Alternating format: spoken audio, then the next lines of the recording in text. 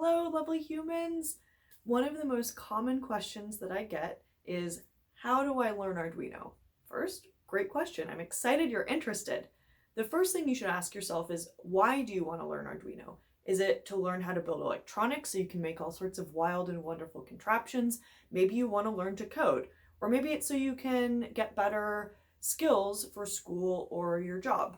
Whatever it is, be clear on your why. And my big secret on how to learn Arduino is, honestly, start building. Find a project that you're passionate about, whether it's something that you really want to build yourself or someone else's idea that you want to bring to life. Find some getting started resources, go through the code, poke around, play with it, and start asking questions in the community. There are tons of resources out there, so use a search engine to locate them. I hope that's helpful, and remember, you got this.